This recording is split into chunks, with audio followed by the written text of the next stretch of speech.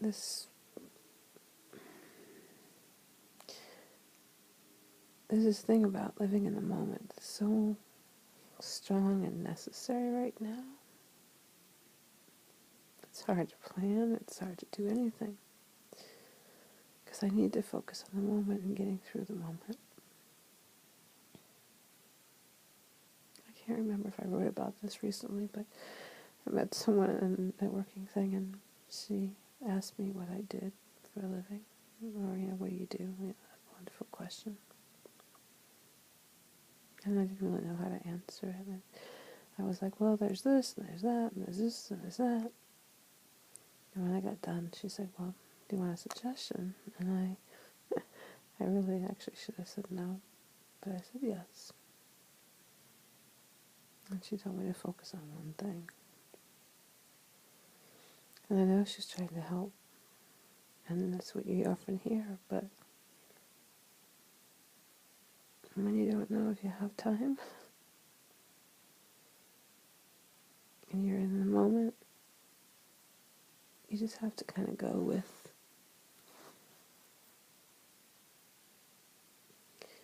the moment. And earlier this year, I had a moment of relating to cancer.com. And then I had another moment where there was the radio show. And interestingly enough, now I want to do this journey. And it's like if I do it, those two things would tie in. And maybe it was the right thing for me to do one and then do the other. And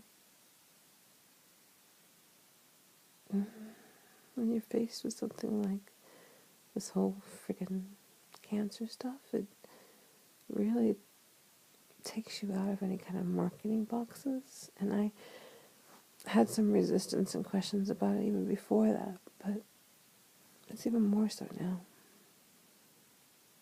You can't just focus on one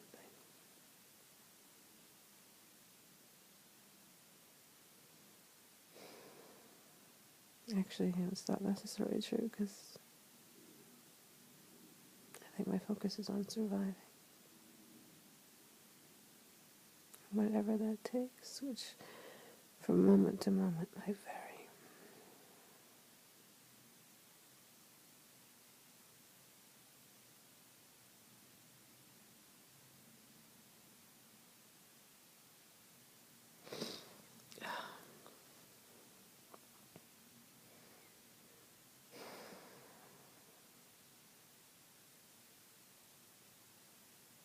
Yeah.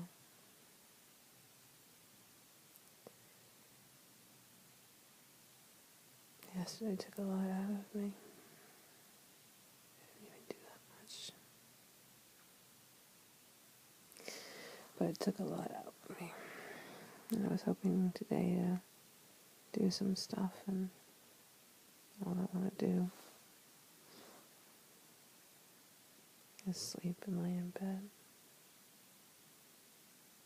I don't know if I'll give myself that or not. I usually say I want to do that, and then I wind up getting up and doing all kinds of things. But I am tired.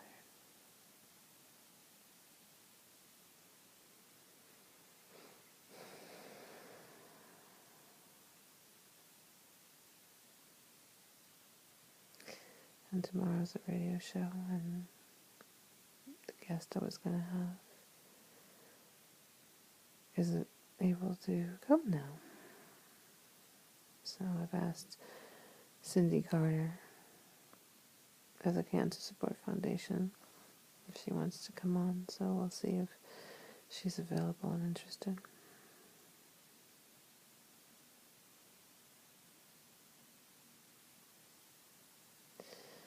And then this week I also am going to go see the doctor about mistletoe.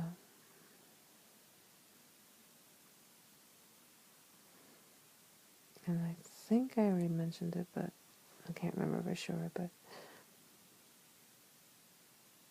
mistletoe has been used in Germany for a while to treat cancer. And it's been primarily for colon cancer and melanoma. And I mentioned it to my oncologist the other day. They basically said, if you want to try it, try it. They said that there's no real studies in terms of ovarian cancer. But Cindy Carter's the one who told me about this, and she told me the other day that there's a woman who's recently dealt with ovarian cancer who's been using it, and it's been doing really well for her. The woman that Cindy initially met is a stage 4 ovarian cancer who's been doing really well for a while now, which, if without it sounds like it wouldn't have been a good thing. I mean, we're talking years here. And I was thinking about it, and I thought, I can't remember how many new cases of ovarian cancer there are per year, but let's just say it's 25. I don't think it's very high. That's a lot lower than the incidence rate of melanoma and colon cancer.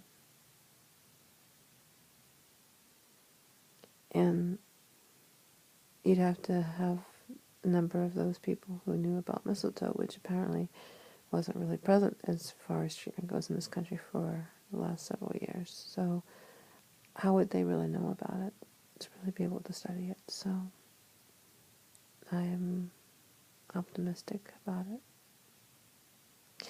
On top of which, I kind of think it's an interesting sign that when I was putting together a list of things that you would get if you help to support our Journey to Becoming tour, and again, that's journeytobecoming.com, which, by the way, if you think of what we're doing is really of value, even $5 would help.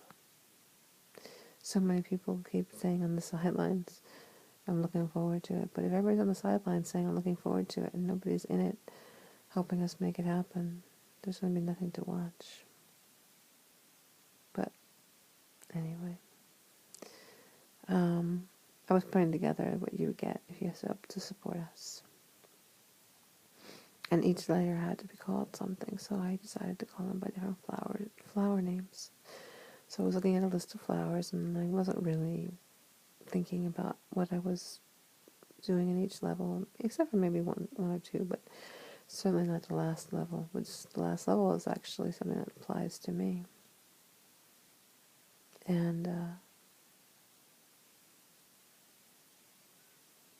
you want to guess what that, well, the main thing applies to me, let's put it that way. You want to guess what that level was called? If you guess mistletoe, you'd be right. So, and that was before I even knew about this, so I thought that was kind of interesting.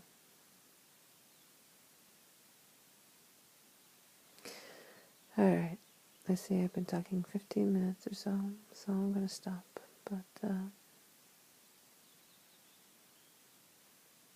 I guess this is more for me than anyone else, because I really don't know how many people have the patience to actually view these things, but if you do view, I wouldn't mind you leaving a comment, just so I know that you actually watched. So I'm not going to stop doing them, but it would be interesting to know if anyone actually is watching these. So, and if you are, thanks. Have a great day.